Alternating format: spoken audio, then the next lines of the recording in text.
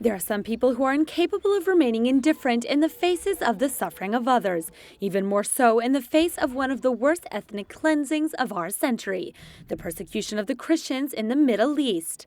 Since they could not just stand by and watch, a group of French youth created SOS Chrétiens d'Orient in 2013 as an association to provide humanitarian aid on the ground. At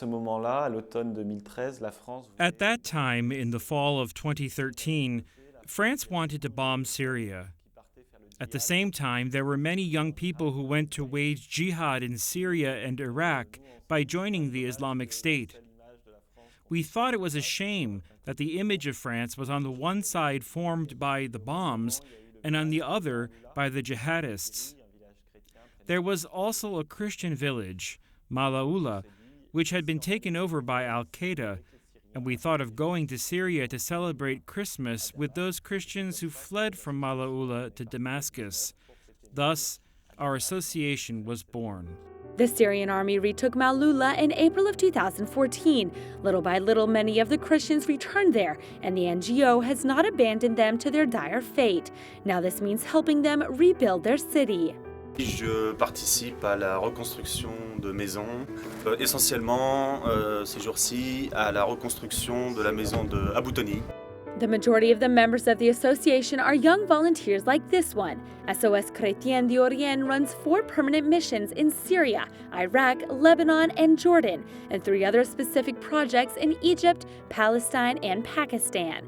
Experience has shown its members that even more than the much-needed material help for persecuted Christians, there is something of far greater importance. C'est vraiment ne nous oubliez pas, parce que parfois They ask us not to forget them, because sometimes they feel completely forgotten by Europe, by the West, and that is why it does so much good for them to be with people who live with them, who share their meals and their sufferings, and also their joys and their faith. The members seek above all to help the Christians in the Middle East remain in their own region, that of Christ himself.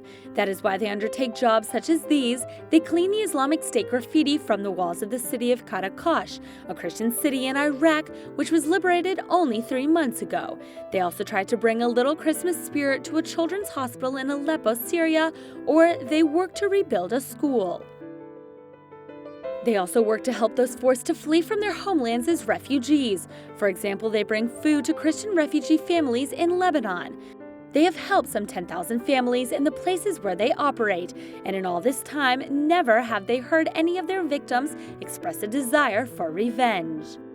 en 3 ans, je n'ai jamais entendu. In 3 years, I have never heard or even felt someone looking to revenge themselves. It is so incredible and amazing to us.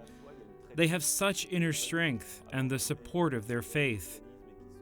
There are very few among them who have abandoned Christianity and converted. I have never known anyone to harbor a spirit of vengeance. On the contrary, they speak of forgiveness, of reconciliation, of national unity, and this is very impressive. With more than 800 volunteers providing help in some 60 locations, over the past 3 years, this NGO has sought to demonstrate with deeds that the destiny of persecuted Christians in the Middle East is not foreign to them.